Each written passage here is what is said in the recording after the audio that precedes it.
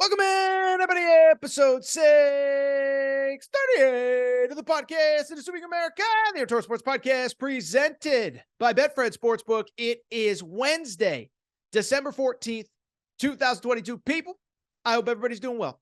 I hope everybody is having a great day. I hope everybody is ready for what's going to be, frankly, just kind of a heavy episode of the Aaron Torres Sports Podcast. It's wild. I think I told you guys and girls at the end of last episode there would be no Tuesday show. I was traveling. Monday night, I was in Vegas to watch a couple college hoops games. And you never think that you're going to have two mega stories break while you're traveling on a Monday in the middle of December. Yet that's exactly what happened. Both serious. We're going to get into both of them. The first, of course, is just the tragic passing of Mike Leach. Shocking. Stunning. There's no words for me to describe what my thoughts are. I think they're probably all very similar to yours. We'll talk about Mike Leach. And then from there, we'll take a quick break and another very serious topic, the arrest of Texas basketball coach Chris Beard. What's next for Texas? What you need to know, what's next, and why, frankly, I don't think he's ever going to coach Texas again. And I think there's a very good chance he never coaches college basketball again. No other news and notes. Just pay attention to the YouTube channel. If you want merch, hit me up. But today's not the day to plug that stuff. Let's get right into it. Let's get to the topic of the day. And the topic of the day, there is no easy way for me to jump into this. But Mike Leach, obviously, again, I booked my vacation, not even a vacation, but a getaway on Monday into Tuesday, Sunday into Monday. You have no idea that something like this is even on the horizon. But Mike Leach passes away on Tuesday morning. It became official at 61 years old. And it's crazy because I think about the timing of everything, right? I mean, first of all, this guy was on a foot. I think that's for when I think about Mike Leach, and this is just going to be a thought, bubble. I'm just going to basically speak as I'm thinking because there's no way to talk about this in a perfect manner or whatever. But when I think about Mike Leach, listen, we've dealt with death in sports. We've dealt with passings. Life is a part of death. But I think in most cases, you kind of know something's coming, right? Either somebody's really old, somebody has had health problems, whatever. And what's so shocking about the Mike Leach thing, this guy was on our TVs on Thanksgiving night this year, coaching the Mississippi State Bulldogs, doing post-game interviews, having fun, nothing to indicate that there was any sort of health problem on the horizon, let alone that he wouldn't be with us, let alone that he wouldn't be leading the Mississippi State football program. Well, and that's exactly what happened over the last couple of days. It's wild because I think back even to Sunday, right? You see this initial report, Mike Leach, health issue, rushed to the hospital. And you think, okay, that's not good, but he's a millionaire football coach. He's going to get the best treatment imaginable. And I record my Monday show, and I finish recording it late Sunday, and you start to see reports. Oh, this is pretty serious. I made a few phone calls, talked to a few people that I know and respect across college football and college athletics. I'm not going to share everything because everything wasn't 100% accurate at that point. But you got the sense from people that are close to the SEC, close to Mississippi State, close to the Leach family, that this is serious, that this isn't, a bad case of COVID or pneumonia or whatever, that this is a serious health issue. Obviously, over the next 24 to 36 hours, you really get the sense from people that know that this is worse. When you have the Reese Davises of the world, the Joel Klatts of the world, the most plugged in people in college football, putting out very, very heartfelt thoughts, very, very pray for Coach Leach. He's in our thoughts. We need a miracle. That's when you start to know that it's going to be very serious. That's when you start to know it's bad. And as I said, Tuesday, he did pass away. The school, the family has said a heart condition. We'll respect that. We don't need to speculate on everything that happened. Mike Leach gone too soon at 61 years old. And so what I want to do now is just kind of share a couple thoughts on him. I think there's a football element to this that we're going to get into in a minute, but I'll be blunt. I want to talk about Mike Leach, the dude, the comedian, the thought, leader, thought provoker, because when I think we think about Mike Leach, now look, he had some great wins, the Crabtree game at Texas Tech, couple really great wins at Mississippi State.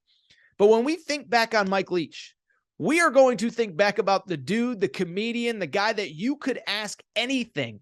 And so that's where I want to start, because I think that's where I think he would want his legacy to be. It was ironic. I saw a video of him on Tuesday that circulated. Somebody actually asked him one time, what do you want your obituary to be? And his response was, I don't know. I don't care. I'm not the one writing it. I'm already going to be gone. Why do I care? And that was who Mike Leach was. And so when I think about like Mike Leach, what stands out to me is in a sport, maybe more than any other sport, where all these guys are basically the same, right? They don't say anything interesting. They don't do anything interesting. So many of them came up under the Nick Saban coaching tree. They recruit the same players. They coach the same way. They all dip into the same assistant coaching pools. It's a very like weird, incestuous sport in college football in many ways. And most of the head coaches are the same. They don't really talk differently. They don't really think differently. They don't really answer questions differently. I mean, I was thinking about this, and I know it's ironic because Lincoln Riley is from the Mike Leach coaching tree, but think about Lincoln Riley, Ryan Day, Kirby Smart, Billy Napier, Steve Sarkisian, Brent Venables. What is the most interesting thing any of them have ever said? I think you could, I give you 5-6 names there. I think you could count the interesting things they've said on one hand. And that's kind of how college football is. Part of the reason why I think people are so excited about Deion Sanders, it's not just because, and I'm not trying to make this a Deion thing, but it's not just because he's one of the greatest football players of all time, but he's going to say stuff. He's going to do stuff. He's going to rattle cages. He's going to get people fired up in a good way and a bad way. And so that is who Mike Leach was, maybe not to the extreme that Deion is or a different extreme, but he said what was on his mind all the time. You can't get an interesting quote out of Ryan Day. You can't get an interesting quote out of Lincoln Riley. All Mike Leach gave us was interesting quotes. All Mike Leach gave us was,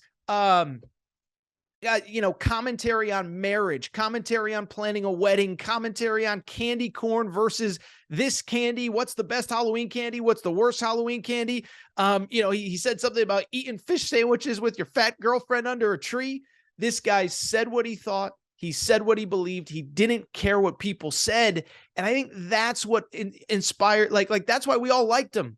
We didn't agree with everything he said. Maybe he said something that kind of rubbed you the wrong way in one instance or whatever, but you knew it came from a place of being truly 100% genuine, right? I think that's part of the reason why he probably never got that premier job, is because he was never going to conform. He was never going to be the way you want a football coach probably to be when you're paying him $6, $7, $8 million a year. He's not going to be quiet. He's not going to stay on topic. He's not going to, do things the way that everybody else does them. He is going to be one of a kind. He is going to be himself. And that's why we all loved Mike Leach. Now, in terms of the football perspective, I think this is a really important note that I don't want glossed over as we move into a world without Mike Leach.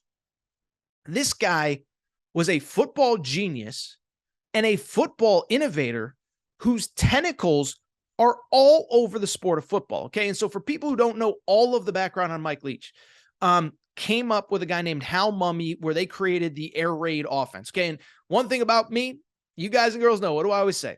I'm not X's and O's guy. I'm not scheme guy. I'm not going to tell you how Mike Leach did what he did, but started at a school called Iowa Wesleyan. From there, they go to Valdosta State. From there, they go to Kentucky, where Hal Mumme is the head coach and Mike Leach is the offensive coordinator. Mike Leach goes to Oklahoma. They win a national championship with a quarterback named Josh Heupel under a coach named Bob Stoops, and he gets his first coaching job. And so just think about what I just said, by the way. Okay, so he's working under this guy named Hal Mumme, goes to Oklahoma, wins a national championship under Josh Heupel. So you can check off Josh Heupel being under the Mike Leach tree scheme, background. Josh Heupel is one of those guys. Have you ever looked, by the way, Texas, he gets to Texas Tech, first staff, 2000. When you get a second, go and look at the first staff that he had at Texas Tech. Here are some of the names that were on that staff. Art Briles. We know what's happened since. One of the great college football coaches of his era. Sonny Dykes, who was about to take TCU to the college football playoff in year one. Cliff Kingsbury was his quarterback. Dana Holgorsen at Houston, who has taken West Virginia to BCS bowl games or New Year's Six bowl games, I guess is what we call them now, back in the day. Dana Holgorsen, Art Briles, Sonny Dykes, all on his staff at one point.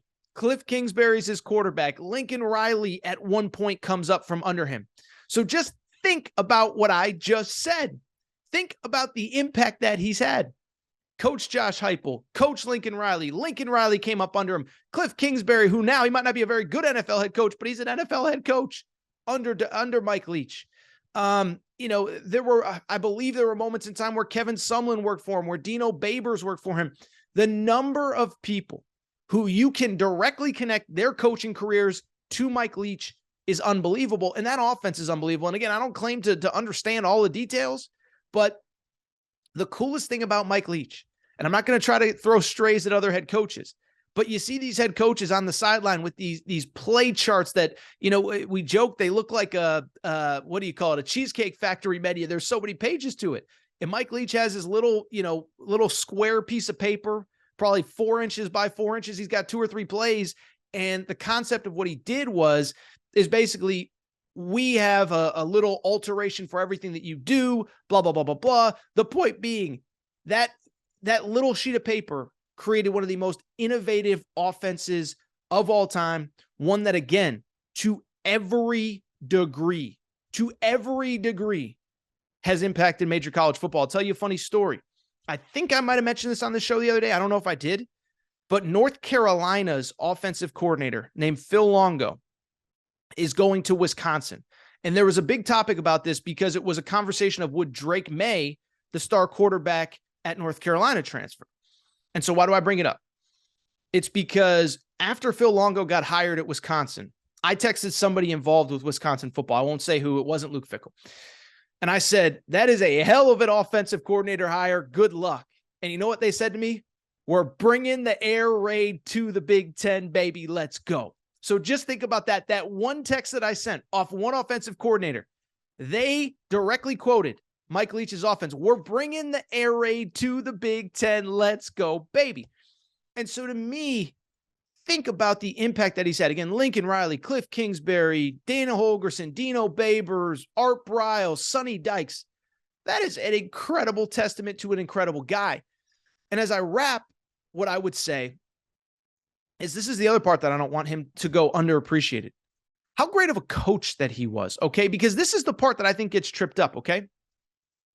Because he was so quirky, because he was so different, because he was so one of one, I don't think he ever gets credit for the success that he had at places that are essentially impossible to win at. Texas Tech, year 3 on, he had let's see, his final, I'm going to do some quick math on the fly here. 1, 2, 3, 4, 5, 6, 7, 8. His final 8 years at Texas Tech, they won at least 8 games. They won 9 games 3 times, and they won 11 games once. So final, whatever I said, however many years, they win at least 8 games. They won 9 games 3 times, 9 games 4 times, 11 games once. Since Mike Leach left, Texas Tech has won 9 games, a grand total of 0 times. They have won 10 games, a grand total of 0 times. They've won 11 games, a grand total of 0 times. So in his years there, he wins 9 games 4 times. He gets fired in 2010. Since then, they have 0 9-win seasons, a couple 8-win seasons, including the one that directly followed him. He then goes to Washington State. I think we all know Washington State's history. By year 4, he has a 9-win season. He follows it up with another 9-win season in 2017 and an 11-win season in 2018. This is Washington State we're talking about. 11 wins at Washington State. That is absolutely unbelievable. And again, you go through the history of that program before and after he's left. 11 wins in 2018. Obviously, the following year was a COVID year. 7 wins each of the last 2 years. And before he got there, they hadn't won 10 games in over a decade. And then finally he gets to Mississippi State. And look, obviously it was a good situation. A few years before he got there with Dan Mullen, obviously Joe Moorhead gets there. It's a disaster. By year 2, he wins 7 games. This year he wins 8 games. And here are some of the places that he won games at. Beat Jimbo Fisher head-to-head at Texas A&M. That was actually where the legendary Halloween candy rant came from. Outside of that, beat Ole Miss this year at Ole Miss, beat Lane Kiffin. Beat Auburn at Auburn. Beat LSU at LSU. I tried to look it up. I think the only SEC venue that he did not win at in the SEC West since getting there, the only team he didn't beat is Alabama. And most of those teams he beat on the road. And so this is what I want people to think about when it comes to his legacy. Not just the quirky quotes. That's the best part. That's why we all love him and cherish him and are going to miss him. But he was a great football coach too. Texas Tech, 11 wins at Texas Tech, 11 wins at Washington State. Are you kidding me? And 8 wins in year 3 at Mississippi State. And I would have loved to see what he could have done with that program.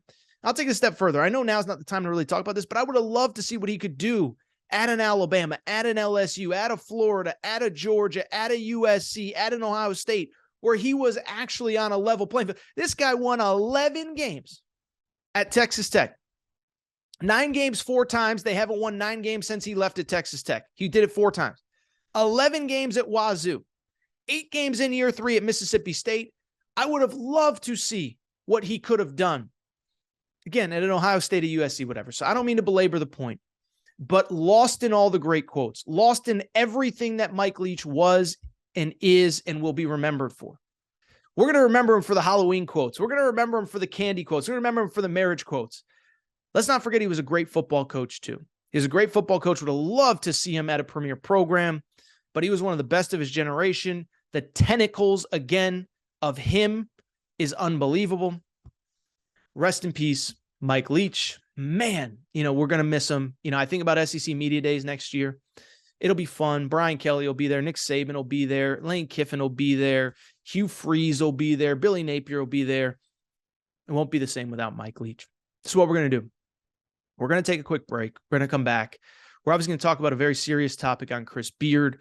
But as we go to break, I want to do something a little bit different. I don't do enough technical producing here. We don't have a producer on this show full time, at least for now. Hopefully we will soon. But as we go to break, I want to share a couple quotes from Mike Leach. The first one is him giving marriage advice. The second one is him talking Halloween candy. We'll take a quick break. Here is Mike Leach, the best of Mike Leach. RIP Coach Leach. I'm going to miss him. You guys are going to miss him. Gone too soon. Here's Mike Leach. All right, we're going to get back to the show in a minute. But before we do, I want to welcome back our presenting sponsor, Betfred Sportsbook and the Betfred Sportsbook app. By now, you know all about Betfred. Started in 1967 in the UK, one of the most respected shops in the UK with over 1,600 shops in the UK. They have come to the United States and they have made a major splash. They are not only the presenting sponsor of all things Aaron Torres Media, but also the Denver Broncos, the Colorado Rockies, the Cincinnati Bengals. And what I love about Betfred, nobody does a better job taking care of their customers than Betfred Sportsbook and the Betfred Sportsbook app. What do I mean by that? Well, how about this? We sent a few of our listeners to the Denver Broncos VIP tailgate, courtesy of Betfred Sportsbook. Bettors have thrown out the first pitch of Colorado Rockies games. The Betfred suite at Cincinnati Bengals games is constantly hopping. They take care of their customers like nobody else. And here is what they are going to do for you just for listening to the Aaron Torres pod. All you got to do, go to Betfred Sportsbook app, bet 50 on any game, and you get $250 in free bets courtesy of the Betfred Sportsbook. It is the best offer going. Tell them Torres sent you. Bet 50 on any game, get $250 in free bets courtesy of the Betfred Sportsbook. I love working with them. Take advantage of that offer right now. We're going to get back to the show in a minute, but before we do, I want to welcome back the sponsor of our Aaron Torres Pod NFL Pickup Challenge. I am, of course, talking about Bracket Fanatics. By now, you know all about Bracket Fanatics. I have been working with them for years, multiple NCAA tournaments. This year, Bracket Fanatics decided to get into the NFL space, and they are doing the Aaron Torres Pod NFL Pick'em Challenge. We are doing the Aaron Torres Pod NFL Pick'em Challenge courtesy of Bracket Fanatics. What do you need to do? How do you need to sign up? How can you take advantage of Bracket Fanatics? Let me tell you right now. All you got to do, go to bracketfanatics.com. Click the tab, join bracket. The bracket name is Torres. And here's what happens when you sign up. All you got to do every single week, pick every single game on the NFL slate. not against the spread, not over under. Just pick every single game. And here's what happens. Winner every single week gets $100 cash courtesy of Bracket Fanatics. So bracketfanatics.com, join bracket name Torres, pick the games. Every winner every week gets $100 cash courtesy of Bracket Fanatics. And here's the cool part. When the season ends in a few weeks, you can still get $1,000 season-long cash prize. That goes to the ultimate winner, courtesy of Bracket Fanatics. Not too late to sign up. You'll automatically be entered to win the $100 weekly winner. All you got to do, bracketfanatics.com, join bracket name Torres. Tell them Torres sent you, bracketfanatics.com. Hey, I'm back. Good to be back. Final segment of the show. So good to be back. And I do want to wrap with, frankly, another very serious topic, right? And on this show, I think it goes without saying, I love sports. I like to have fun talking on this show about stuff that I think you guys and girls are interested in. But in general, I like to have fun, right? That's what sports is supposed to be. We don't take ourselves too seriously on this show. We do where Aaron was right, where Aaron was wrong to wrap every week so I can make fun of myself a little bit. But there are times when things get very serious in sports, and there are times when we have to discuss them. Just a minute ago, we obviously discussed the awful news about Mike Leach. And now we got to get to another very serious topic, and that is the status of Texas basketball coach Chris Beard. By now, I think everybody knows, but early Monday into Tuesday, he was arrested, charged, felony domestic assault, strangulation. He's been suspended by the school, and there's a lot to get into. There's a lot to break down, and I know some of this news will be more than like 24 hours old to some of you. But in a lot of ways, listen, I was traveling. In some ways, I'm glad that I was kind of away from a computer, so I didn't have a chance to jump right in and be the first one to have an opinion. Legal process played itself out. Texas has made its remarks. And so I kind of want to break it down from all angles, want to discuss all of it and get into it. It is a very serious topic. There's obviously lives, kind of hanging in the balance, if you will, in terms of futures, whatever. But let's get into the present, the facts, what we know. And then, of course, more importantly from there, or maybe not more importantly, but as it pertains to this show, what I think happens next for Chris Beard in Texas, because to be blunt, I don't think it's good. So let me give you a few details. And what I want to do now is the next 2 or 3 minutes. It's just the who, what, when, where, why of what is accused to have happened per the affidavits from the police. Okay. This is not my opinion. This is not speculation. It's not what I read on a message board. It's not this. It's not that. These are from the affidavits, from the sworn statements by the people involved. Here is what you need to know about the incident involving Chris Beard, the head coach, University of Texas. It's Sunday night into Monday. He's in his house with his fiance. Apparently, according to the fiance, they've been having some personal difficulties in their relationship, and Chris Beard is staying in the guest room. She goes into the guest room. The argument continues, and this whole thing starts with her breaking his reading glasses. Apparently, he's twirling his reading glasses, and she breaks them, okay? And so, just so it's clear, even according to her own version of the events, she instigates things. It doesn't matter. Doesn't make what Chris Beard is alleged to have done next okay. But I just kind of want that as context out there. Again, not excusing what Chris Beard is accused of. From there, glasses get broken. She goes back to the other room. And apparently a few minutes later, he comes in and he's mad. He's mad about his glasses. She is now wearing glasses. He slaps glasses off of her face. And what I want to do now is kind of read the rest from the police affidavit. So there's no confusion, no speculation, no Torres said this, but did this really happen here? This is what happened after he slapped the glasses off of her face. She tried finding her glasses and said she was thrown from the bed onto the floor, which injured her leg. She then said she was, quote, attempting to gather her bearings because she was unable to see without her glasses when Beard choked her with his arm for probably like 5 seconds. His fiance then said Beard threw her onto the bed and, quote, moved his face within inches of her face before letting her go, per the affidavit. When the officer asked her what she thought made Beard stop, she said, I don't know. He just let go.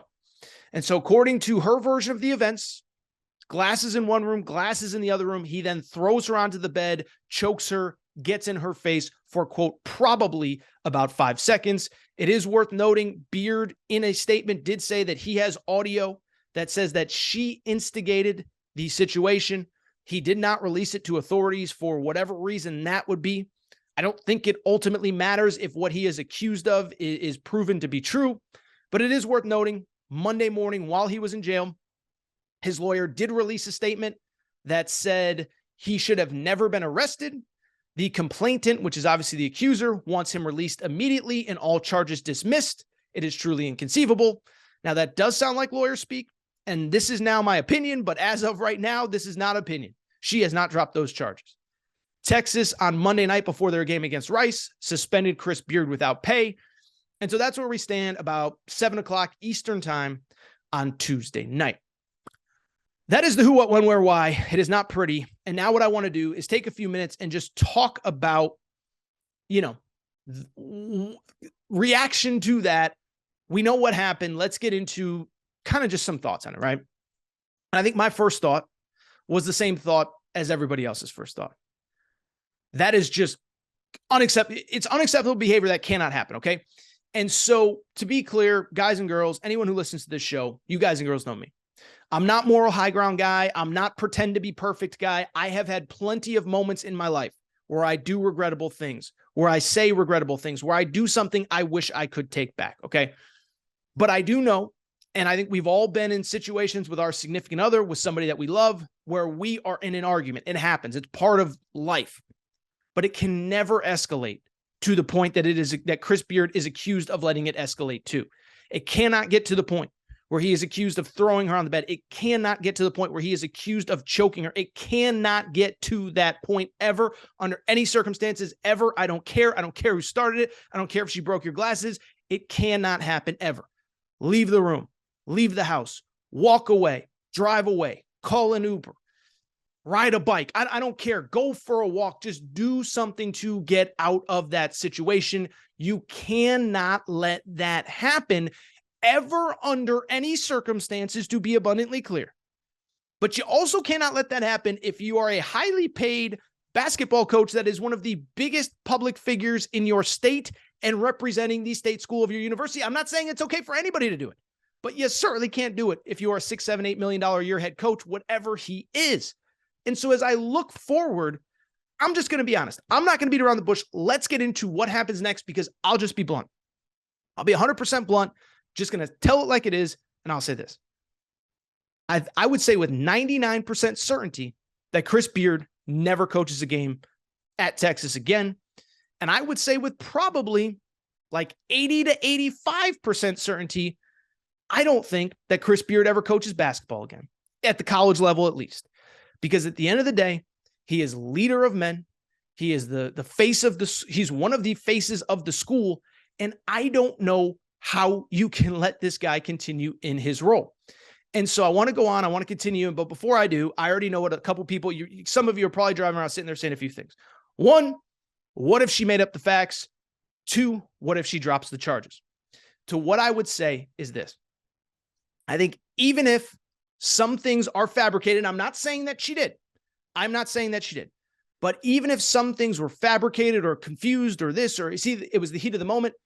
Here's what I come back to when I think about this case. There are two things that stand out. One, both parties, Beard and his fiance, agree that there was some sort of incident. Beard said himself, I recorded it. She started it. I have audio proof. So we know there was an incident. Here's the other part, which I forgot to mention, and it is an important part.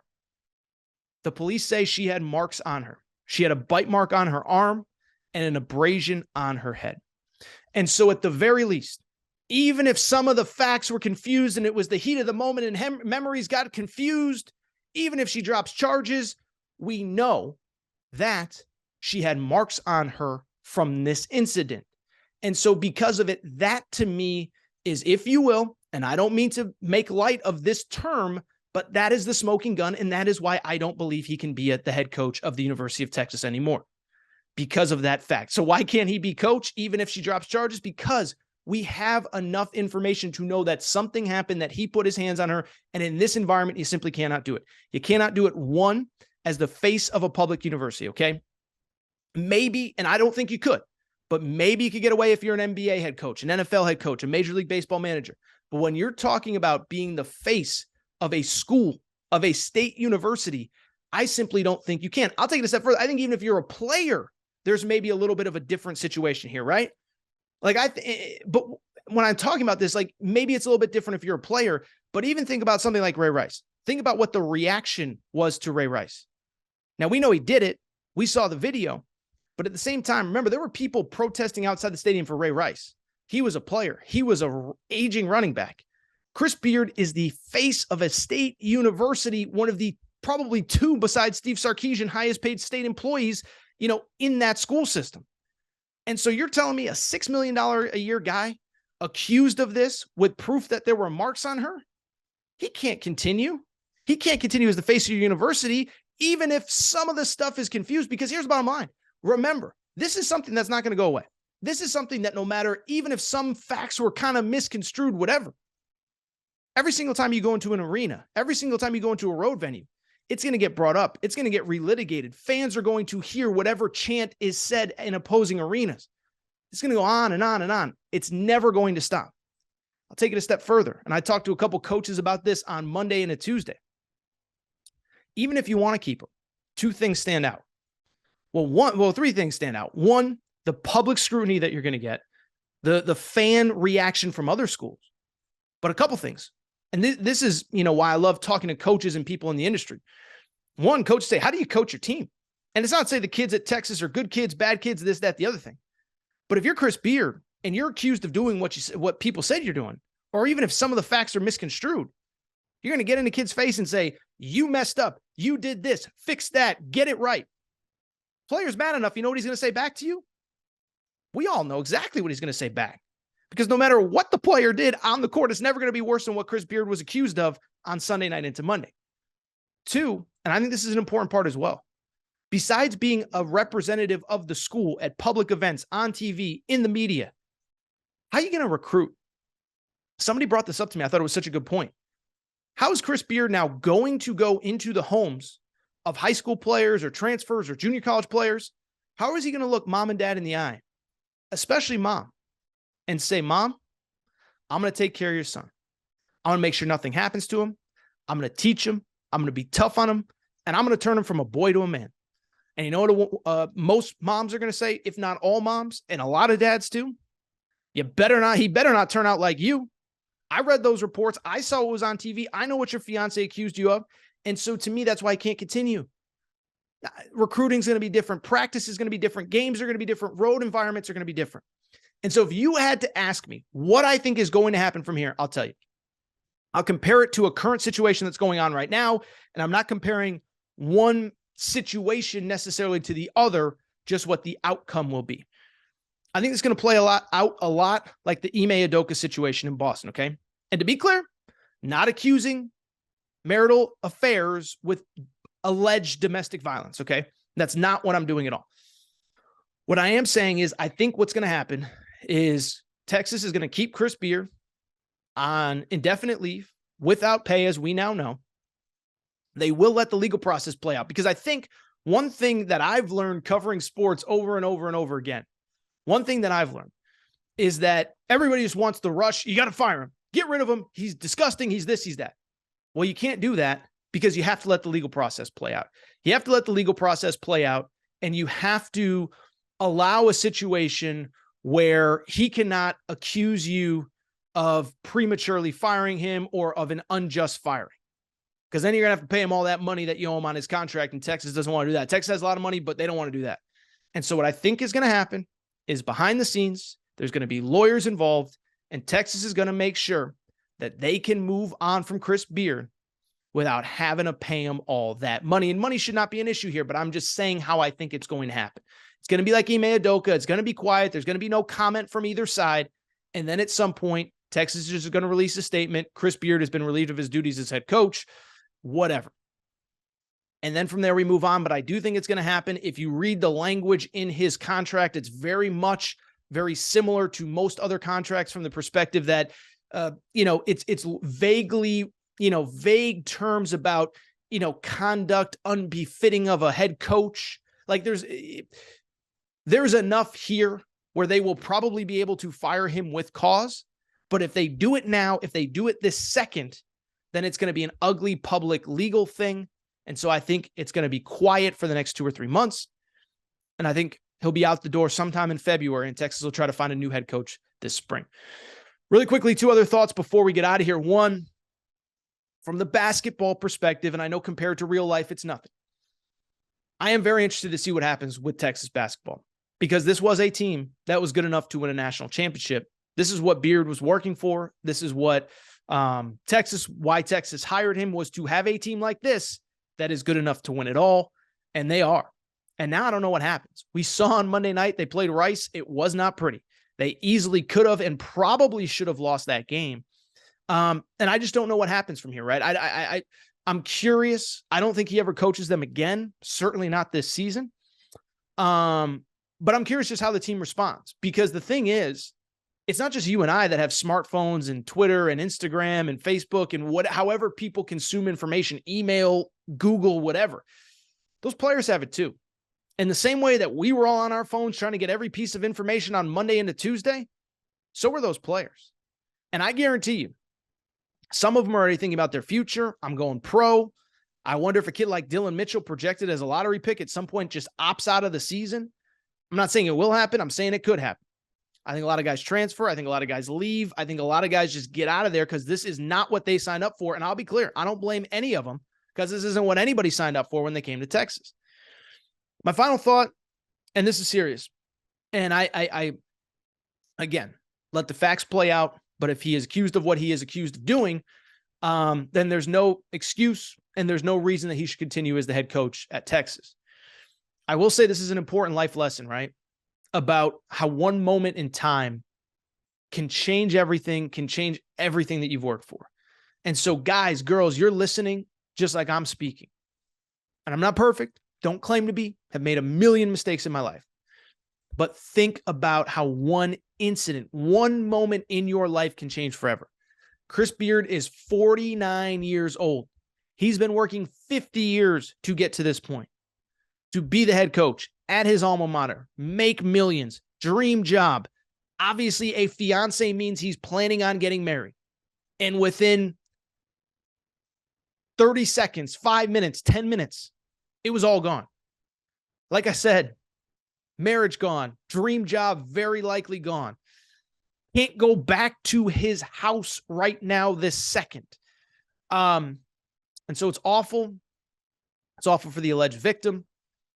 But in some ways, it's sad. And I always think about this stuff whenever there's an incident involving somebody, where 1 minute changes everything, where one decision changes everything. I shouldn't feel bad for Henry Ruggs, the former football player with the Raiders, but I do.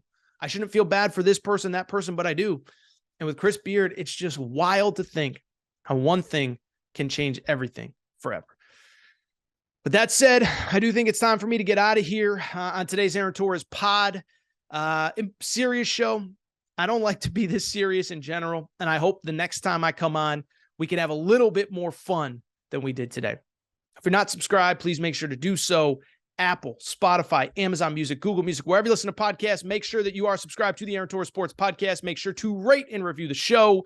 Go ahead, give us a quick 5 stars. Let us know what you like, what you don't like, all that good stuff. Make sure you're following on social media at Aaron_Torres on Twitter, at Aaron Torres Pod on Instagram, Aaron Torres Podcast Questions at gmail.com, Aaron Torres Podcast Questions at gmail.com. There will be days to talk about the games. Maybe at some point I react to the Creighton, Arizona game I was at. Memphis and Alabama was on Tuesday night, but I think we wait for that. Time for me to get out of here. Appreciate everybody's support. I am going to bounce. Shout out to Torrent Craig. Shout out to Rachel, who hates my voice. Shout out to JJ Redick. You FN. Unblock me, bro. I'll be back later this week. New Aaron Torres Podcast.